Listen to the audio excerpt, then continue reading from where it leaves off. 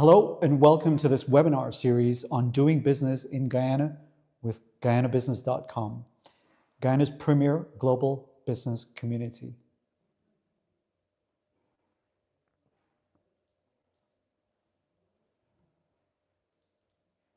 So the series is aimed at those of you who are interested in doing business in the country and you're based overseas and you would like to do so remotely and securely. And some of you may be diaspora looking to do business back home, and potentially you just want to know how to go about doing it. And some of you may be completely new, and you've heard about Guyana as the fastest growing economy in the world over the last 4 years, and you can clearly see the commercial opportunity that exists, and now you just want to learn more. We hope to support all of you over the course of this series. The information provided today is curated by us to support you. And there are many other reputable sources of information which are also available online. Guyana is developing at a breathtaking pace, and it is inevitable that some of the information in this series may be out of date by the time you watch it. However, we've developed the series with first principles in mind. So although the sources of information and process may change over time, the underlying steps that we propose won't change much. GuyanaBusiness.com is here to support business in Guyana. And we're here to build relationships with as many clients and partners in different countries and with organizations around the world. So please reach out to us if this aligns with you, and together we can help more businesses ignite, grow, and scale in the beautiful land of many waters.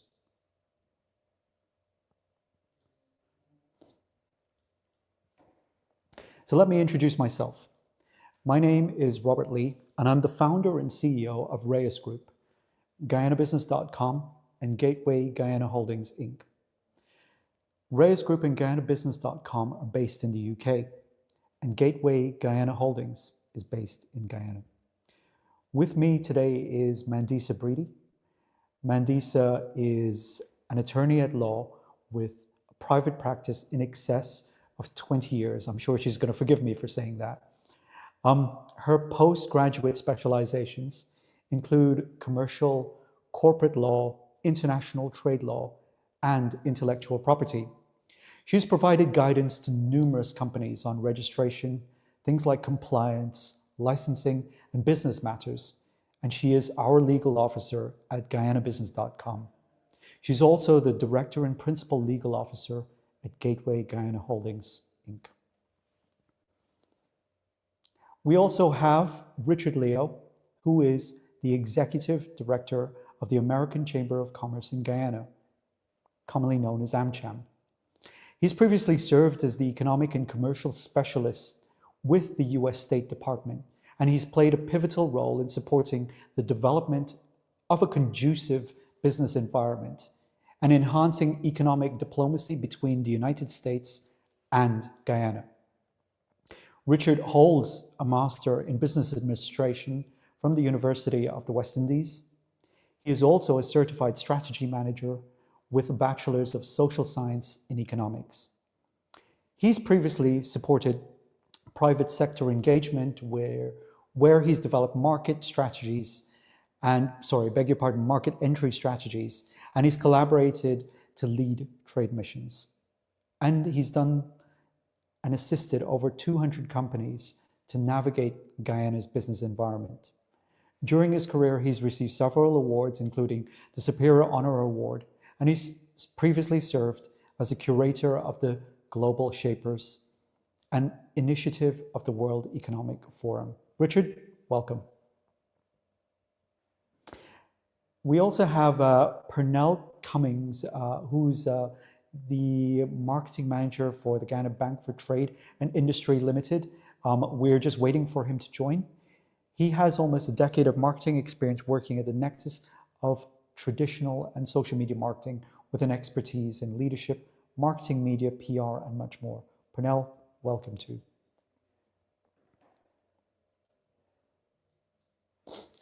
So we set up our business in Guyana remotely and securely ourselves.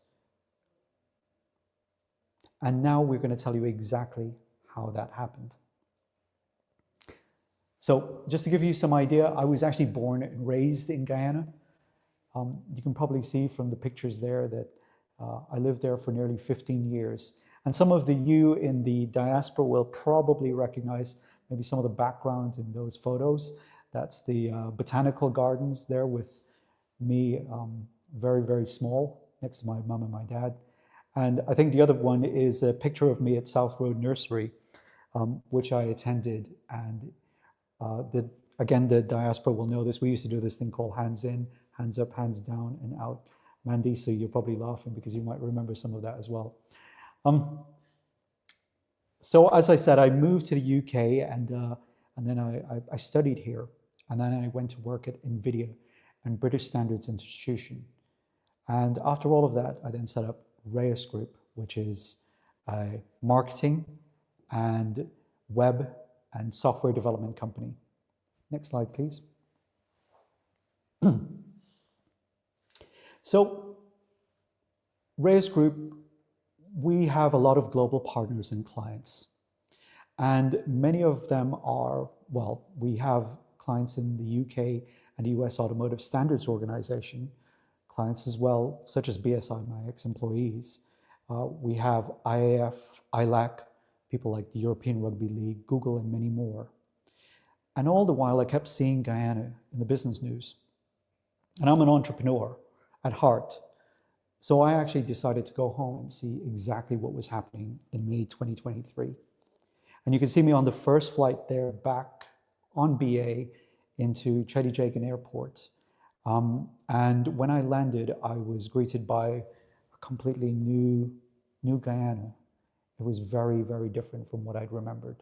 I sat down and I had dinner with one of my best friends. And then in the morning, I woke up and I looked at the sunrise, and it was absolutely incredible what I saw. I just felt that something new was happening. Next slide, please. So, in effect, I kind of became a tourist in my own homeland. And some of you will see some of the landmarks which are there right now. And to those of you who are actually Guyanese, you might notice that there is a picture of crab curry right at the top, which is one of my favorites. I also went back to school. So I went to QC and I had a little look around to see what was happening with the educational institution itself. And I was very, very surprised to see that there was so much progress being made, especially with the young students who were there doing things like coding, for example, in the ICT room. So I felt that I had to give something back, and I took a laptop which I presented to the head and to the faculty. And then it kind of got a little bit emotional because I then saw my favorite tutor. Her name is Miss Roller, and she was also an ex-headmistress of QC. And it was very, very, it made me think a lot about coming back home to do something. It also made me think that there was so much more to business than just doing business for the sake of it as well. So I decided to make a concerted effort to figure out a way that we could do something in Guyana. And I spoke to many people when I was back home, and one of them was Mandisa. And I dropped her a line and it said something like this on a WhatsApp chat. Next slide, please. So I turned to Mandisa and I said, look, hey, I want to run this idea by you. And this was in February 2024. This is quite a few months subsequently after I was in Guyana. And I said, look, is there a way for us to do something together, and how quickly can we get it done? And this is what happened next. I then set up the legal structure of GuyanaBusiness.com, which was then registered at Companies House on the 29th of April, 2024. And then subsequently, with the help of Mandisa, we set up Gateway Guyana Holdings Inc., was registered at the Registrar of Companies on the 25th of July, 2024. We also did a few other things as well. So to give you some context, we did a welcome reception for the Guyanese contingent for AmCham Guyana, UK, which had a launch held at the Landmark Hotel on September 2024. And the launch was held at Lord's Cricket Ground, but the reception was held at the Landmark, which we hosted. And it was very, very well attended. And quickly, I went back home again, and we started to work with clients in the country, and we could finally trade back in November 2024, which is just towards the back end of last year. And I don't know if you can see this on the screen, but on the bottom right-hand side, there's so much construction taking place in Guyana right now. Things are being built at an astronomical scale. So quite quickly in January, we decided to set this up. Guyana Estate is a new part of the business portfolio, and we quickly spun up that within, I think it was probably about 3 weeks, 3 to 4 weeks. So I'm going to tell you this right now. You can do it. And next slide, please. And we're here to help you do it. So the webinar series is all about 5 things. This webinar comprises of information about how to start your business. So it's mostly about the ideation and the research aspect of figuring out how to do business in Guyana. Webinar 2 is basically about planning things like your business trips. So we want to give you some information about the business culture, things like the trade connections and so on. Webinar 3 is all Mandy said at this point. It's all about setting up your new company, the kind of things that you need in order to incept your business, the legal frameworks that you need to consider. Webinar 4 is about getting a business bank account. And we're going to walk you through how things happen in terms of the account setup and things like how you would manage things like financial transactions, especially when you're remote and doing it securely. Webinar 5, we want to talk to you a little bit more about setting up your business operations. So that's the consideration of things like technology, people, and process. So let's quickly kickstart with Webinar 1, how to start your business in Guyana. And we're going to talk about the ideation and research aspects of it. Welcome, Pernell. Great to see you, by the way. So usually when people ask us about working in Guyana, the first thing they say is, what's the business climate like? And when they ask this question, what they really want to know is the business friendliness, I suppose, of the political environment. So next slide. So we've provided some information here, and what you're seeing is a PDF which has got URL links to it. So you can click any of the gray links and it will take you directly to the sources of the information. Now, the Guyana Parliament's website has listed 5 political parties in the country. People's Progressive Party forms the current government, and it has done so since 2020. Election year is this year, and that's according to the Guyana Electoral Commission. The US State Department states in their website, and I think they have some information which they compiled in 2023, that the government of Guyana is open to investment in all sectors of the economy and views foreign direct investment, which is FDI, as critical for growing and diversifying the Guyanese economy. At the minute right now, there is no trade barriers from the UK. And the all-important question about taxation when it comes to corporation tax, there is a range of tax from 25 to 45%. And you can find the information which is available on the Guyana Revenue Authority, which will give you specifics of how that is calculated. The next question people ask is all about the economy. So they really want to know exactly does it make sense to do business there? And here's where you can use our Guyana Business Community app, and you can find information out about things like public and private sector bids and tenders, because we've scoured all of the websites and newspapers to compile the information, collate it, and list it directly in here for you. It also has great things, great sources of information, such as the Guyana 2025 budget. And you can also find things like organizations and contacts. And that also includes local content registered companies. My suggestion to you is that if you access the information in the app, download it, get your favorite AI tool to reference the information and learn whether the industry that is specific to your type of business is catered for and is mentioned or is discussed. And someone who's going to tell you a little bit more about what's happening in the country right now is Richard Leo. So Richard, if you can add Richard to the stage. Good morning, good afternoon, good evening, everyone. My name is Richard Leo, and I currently serve as the Executive Director for the American Chambers of Commerce. I previously served at the U.S. State Department for about 5.5 years, based right here in Guyana. And for those of you who are interested, I've just dropped the Guyana's investment climate statement in the chat. What I'd like to share with you today is a little bit about the AmCham Guyana, first of all.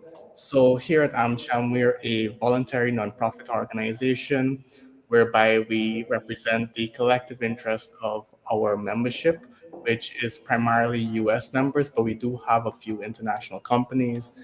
And what we tend to do is we provide advocacy, we assist with investment facilitation and market entry or guidance. And one of the things I'd like to just sort of pitch to folks is to consider the US Caribbean Business Conference, which is in May 13th to the 14th in Miami. So without further ado, Robert, if you can maybe share the slide with the AmCham, if that's possible. All right, and in the absence of that, what we have coming up, we have a trade mission considerations webinar later this month, which I will share with Robert and he can send to you. As well as we have a golf tournament, which is going to be in the month of April. So if anyone is interested in those things, please let us know. On looking at Guyana's business environment, as Robert puts it, Guyana is very business friendly. And if you'd like to learn a bit more on that, he would have mentioned the Guyana's budget. What you can look at is the composition of the spend. The composition of the spend primarily focuses on things like energy, infrastructure, healthcare, and education. That tells a story whereby Guyana is looking to, one, develop its human capital skills, but also look at addressing the gaps on things like the Human Development Index. When it comes to things like public procurement, you can go online on the DPI website. You can even check out Robert's app. There are many other avenues whereby you can see what are the outcomes of these various tenders. So you can visit the NPTAB website as well, which would share with you the outcomes of what happened with the webinars. Thank you very much, Robert. So I just wanted to highlight that within the past 4 months, which I've joined AmCham as the exec director, we've had quite a few wins. So at a recent energy conference, we would have supported about 5 events which our members would have held. These are companies like NOV, Ocean Pack, would have been able to provide them either with connecting them with the potential vendor or with inviting firms to come to their sessions and curating their sessions as well. We've done about 3 sessions with US Exim Financing, and we've supported either them receiving their letter of interest, their LI document, or in facilitating about just over 5 million US in US Exim Financing. Just in the past 2 weeks, there were several JVs for US firms and locals. So In Guyana, we've noticed an uptick in private equity firms coming into market. Now, these are firms which are asking for 3 years financials and a proven track record. Now, those firms invest directly into local businesses. We've supported the facilitation of a few businesses, and we've seen the announcement from GE US and Guyana Electric just 2 weeks ago. We also recently did a session on tax efficiency, which sort of looks at all of the Guyana's taxation laws, and that was facilitated through one of our members, PwC Guyana. And PwC Guyana actually helps firms either in the US, UK, and the like in terms of how they structure their business development and running a clean and lean tax efficient operation. So a little bit about us. Finally, we do advocacy. We advocate on the broad business environment. We can assist in terms of if you are looking at advocacy directly to the government, as well as market entry. If you would like to host an event, or even if you'd like to have B2B meetings, we are able to assist with that. Just yesterday, we assisted with an investment facilitation whereby a US company is receiving a tax holiday and tax exemption on their containers coming in compliance with the Guyana's Investment Act of 2004. Next slide, please. So finally, if you'd like to connect with me, my email is thererleo@amchamguyana.com, or you can visit our website. Few upcoming activities we're going to have. We're going to do a trade mission considerations webinar, which I will share with Robert, and that would be done in collaboration with the US Embassy. We have a golf tournament coming up. If you're in Guyana and would like to network with some of our members, kindly consider that. And finally, we have an outbound trade mission to the Caribbean Basin Conference, which is based in Miami, Florida, on May 13th to the 15th. So thank you very much, Robert, and back over to you. Thank you very much, Richard. And I do apologize to folks because we had a little bit of a technical glitch with our slide deck just now. But it's pleased to say it's all been resolved right now. Like I said, the PDF of the slides are actually going to be found in our app later on. So it will have all of the information that Richard just mentioned previously just now. And you can go in there and you can find out ways to reach out to the American Chambers and contact them directly. Richard, can I just ask one really big question to you? And I don't know whether you can clarify this right now or not. But if you are if you're not based in the US, like say for example us right now, we're based in the UK, can we still join the American Chambers? Certainly, yes. We actually support our Western counterparts, and we do have very collegial relationships with the BritChams and CanChams, etc. So we do sort of support each other. Excellent. Thank you very much. I think that's clarified something for me. So we'll get our application sorted out very, very quickly. Thank you. The next slide, please. So let's talk about, if you go back previously, the next thing that people usually ask is, what are the people like? And what they're actually asking is, what are the demographics, cultural and social lifestyle? So Guyana has got a young population, and the estimates right now is that it's roughly about 800,000. It has 9 indigenous groups, so they're all listed there: the Wapishanas, the Arakunas, the Makashis, the Waraos, Arawaks, also known as Lakonos, Caribs, Akawaios, Patamonas, and Waiwais. There's also population which came from East India, so that's East Indians. We have Africans, we have Chinese, we have Portuguese, and many other Europeans. Now, Guyana is a post-colonial country, so it has changed hands many times over the last few hundred years.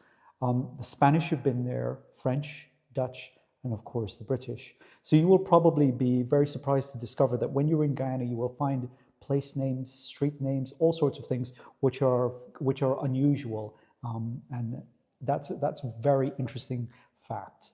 The next thing is that there's plenty of historical links specifically with the UK in terms of British colonial rule. And right now as well, in terms of the social sphere, there's also lots of oil and gas links, specifically via ExxonMobil and Hess with the US. There's also plenty of oil and gas links too with China, with the CNOC, which is the operations that's been handled over there. And also there's right now something that's taking place, which is a Guyana-Venezuela border dispute. We won't go too much into it because, in the next few months, this will all hopefully be sorted out. So next slide, please. How fast is the internet? And I guess what that means is that when people are looking at Guyana, they're trying to figure out basically, can they do business overseas, over there, remotely and very, very quickly? And in other words, what they're trying to find out is whether they can reach their employees and customers on time and, like I said, remotely and securely. So in terms of technology, next slide. Yep. There are three major telecommunications providers. There are Enet, Digicel, One Communications. Guyana actually also boasts a 5G network, which is implemented in the populated areas of the country. There's also been a significant increase in the amount of ICT hubs which are being built specifically in the hinterland, because Guyana is roughly about the size of England and Scotland combined. It's huge. And the majority of it is very, very dense jungle. There's also a significant amount of organizational processes which are not yet digitized. So again, that's a challenge, but it also presents an opportunity for companies looking to come into the country. Most people can access and use a smartphone. And also most people use Facebook, and they treat it almost like LinkedIn. Folks in the country also use WhatsApp very much for things like business communications.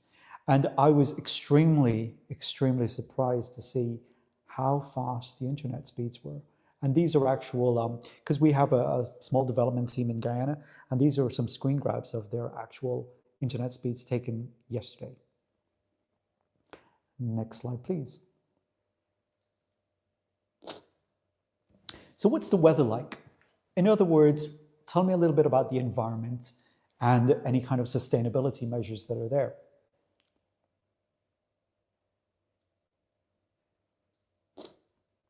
So the environment in Guyana it's a tropical place, right? You're going to expect tropical climate, and the weather fluctuates between 25 degrees Celsius to around about 40-ish, and it's very, very humid.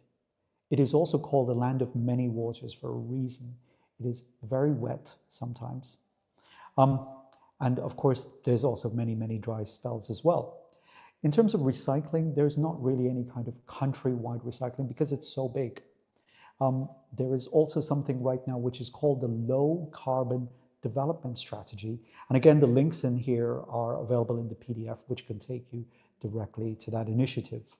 In terms of pollution, it's relatively low. But with the emergence of new industries coming into the country, it will likely increase as more carbon is released into the atmosphere. There is also a very big project which is taking place right now, and it's the gas to energy project. And I think businesses are going to be very, very keen to explore this because it is expected to make the electricity that is available in the country roughly about 50% cheaper. And it is already cheaper in comparison anyway right now to most Western developed countries, roughly by a factor of about like 1/3 to 2/3. But if that's halved again, that makes things very, very interesting. So you can imagine things like a lot of agro processing, any kind of industry which is heavily reliant on electricity to like baked goods and those types of things are going to really benefit from this. And then finally, on to bureaucracy. So in other words, can I do my legal setup remotely and securely? This is a very interesting question. I think I'm going to pass it over to our legal eagle, Mandisa Brady, who can give you a little bit more information about it. Mandisa. And thank you for joining us for this webinar series. Robert has given you the introduction. He's told you all the reasons why you need to be in Guyana and how great things are here right now, how fertile it is for your businesses. And now I will tell you how we can actually make it happen on the ground. So, as he mentioned in one of the previous slides, we are not a highly digitized society. So, that in terms of getting your actual business going, there is a lot of paperwork that has to be done, from getting approval to use your company name to actually having the name registered and being able to actually approach the various government authorities to get permission to actually begin doing business. Now, I've been involved in that process from both ends as just the attorney and on the inside as a business person trying to get my business up and going. And there is bureaucracy, there is paperwork, there are barriers and hurdles that you have to cross. But we know how to do that. We have the information that is available. We have the know-how to get it done. And once we are able to speak with you and know what your particular needs are, we can guide you in that process. So Robert would have mentioned that I'm an attorney in private practice for many years. He would have mentioned that number, and he will, of course, pay for that at some point. But yes, and I'm proud of those years of practice. I'm proud of those years of practice. Those years of practice have been spent in Guyana. And as would have been mentioned in his introduction, I also have postgraduate specializations in corporate law, commercial law, international trade law, and intellectual property law.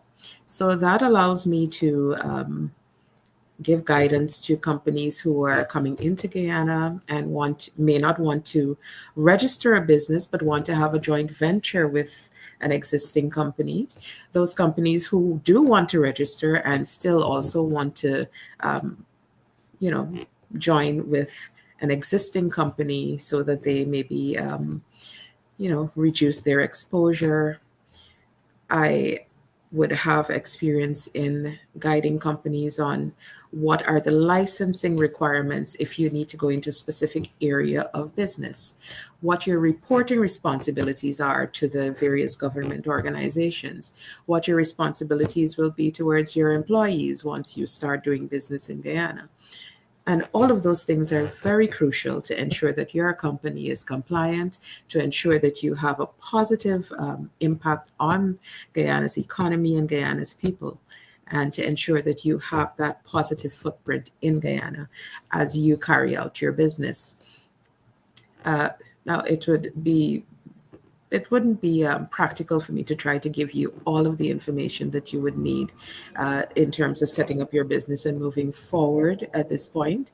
I think we have a separate webinar set up to get into those details. But just to let you know, we're here to help you get it done. You can do it remotely. It's going to require some wet signatures and some paperwork and so on, but we get it done. We get it done as quickly as we can, and we make sure that you have what you need to move forward. And you can trust our processes. That's what we need you to understand and to. Thank you very much, Mandy. That was very, very well put. And Mandy's has been doing this for a number of years for lots of other companies as well. So it is something that she is completely au fait with, and she understands the process inside out. So there you have it, really. That is kind of, if you move to the next slide, please, Sam. That is effectively a Pestel analysis, which is basically the political, economic, social, technological, environmental, and legal viewpoints that you need to take away with when it comes to doing your research as to whether you should take the challenge and the opportunity of doing business in Guyana. Of course, we will walk you through every single step as the webinar series progresses. But one of the key areas that also people ask about all the time is how to do banking. And I know they're not going to go through the entirety of it right now, but Pernell, who joins us today, is from the Guyana Bank of Trade and Industry, and he can give you a little bit more information about what the situation is like in terms of how you would potentially start thinking of setting up in Guyana, as well as doing business banking as well. So Pernell, please welcome to the webinar, and I know you're going to discuss it a lot more, presumably in the future webinars. But this is just a brief introduction as to what GBTI does and all the products and services that you currently offer. So take it away, please. Good morning, Robert. Thanks for having me, and good morning to the persons on the webinar. GBTI, we're the largest, I must say GBTI is the largest local bank in Guyana. We're 100% Guyanese, and we're the largest local bank. Our CEO is Mr. Sean Gortran. We have our Chief Operations Officer in Kubina Griffith, and our Chief Commercial Officer, Mr. Rebati Mahandio, who will be speaking on the future webinars. She's the person that's really in charge of the commercial side of the business, and she will be handling all your accounts openings and processing loans and all that. We actually took over from Barclays Bank all the years ago. Years ago, we were the first bank in Guyana to have an ATM set up. So as a local bank, we have been driving innovation in Guyana. And we were also the first bank to launch invoice financing with ExxonMobil and its partners. Some of our products, we have business loans, of course, corporate loans, and also have a arm called GBTI Grow that looks at smaller loans to grow the SME economy and market, which is really targeted to small businesses, small medium-sized businesses. We are also the MasterCard issuer. We have MasterCard executive business cards. We have gold cards, and also MasterCard black cards. As I said, we do invoice financing, which really is really geared at helping the local content companies grow in the oil and gas sector. Also, as we're on the oil and gas, I must say we're also probably the largest bank supporting the oil and gas sector. The money show, the Gizby, the Freedom Hoop offshore base. We're the persons, we're the bank that's been funding a lot of those. Geico's WARF recently they built, we also finance that. We have payroll. We have a payroll software which is done via our online banking, which is called Go Banking. You could just upload your payroll right into that and have all your staff paid. It's very seamless, and it just a simple file upload, but it's Excel, CVS, and some other file uploads. You can use that also. So, as I said, as a bank, we're really trying to be innovative and keep pushing the button on innovation. Of course, we facilitate foreign trade. We have EFT payments also to other banks, and of course, you don't need a business account with us, which, as Richard stated earlier, it's pretty simple. Once you follow the various rules and legislations, and of course, as a bank, once you're interested in us in doing it, we will support you. We will offer you the guidance as to how to go about getting the accounts open. We do have POS services, so if you want to if you're setting up, whether it's hotels and all that, or hospitality or service, we could help you with getting POS to make your payments seamless. And of course, we have other services such as security deposit boxes and other financial instruments that persons look for, managers checks, overdrafts. We have all those facilities available. We really, as a bank, we're heavy in agriculture. As I said, we're in the oil and gas sector.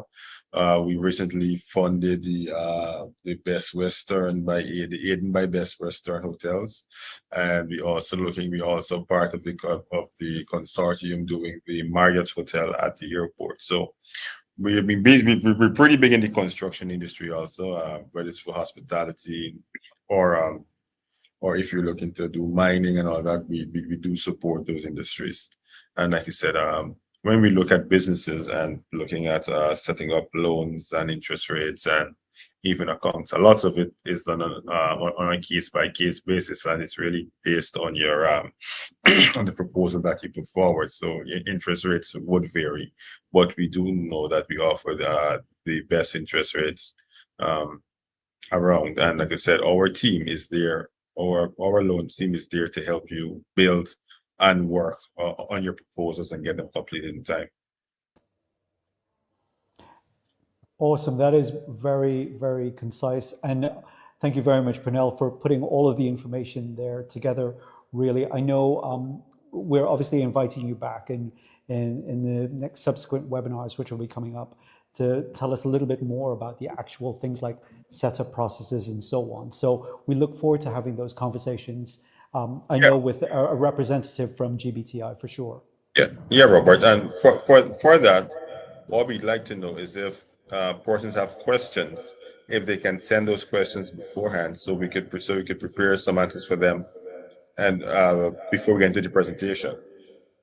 That sounds brilliant. I think we will request some of that information. I think what we'll probably do is that for any of the folks watching this right now, if you're on YouTube or if you're on LinkedIn and you wish to find out what kind of information that you can get from GBTI in terms of the questions that you might want to ask about bank account setups and basically doing business banking in the country, please drop a comment in there, and we will then take those on board and try and come back with some solid information for you when those webinars are broadcast in the future. Thank you so much, Pernell. Thank you, Robert, for having me. Okay, so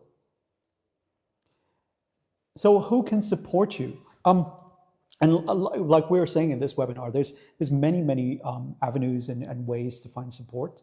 There obviously the various chambers of commerce, and there's many of them, and they're there to provide things like the business networks and the connections for you to find out who to speak to and where to get really good business information from.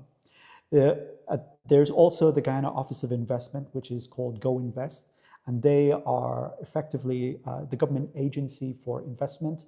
They can provide things like market intelligence, and also they provide a mechanism to apply for things like concessions if you're looking to import or export out of the country.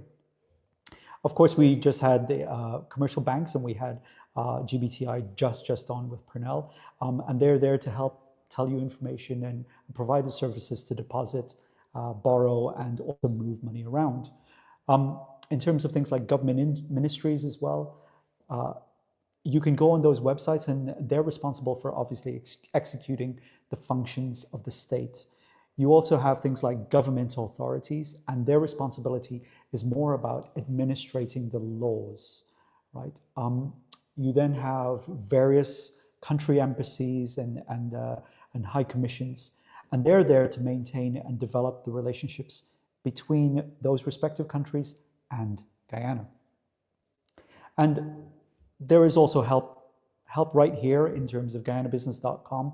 We have our app, which will provide you a lot of information, whether it's public or private sector bids and tenders, information about local content suppliers, or indeed, if you'd like to find out which contact details of folks who are at particular companies, as well as things like information, including, we've compiled it all for you there, things like the budget and so on. So all of this information and signposting completely free. It is absolutely free for you. The thing is, we provide consultation as a service for your individual and business specific needs.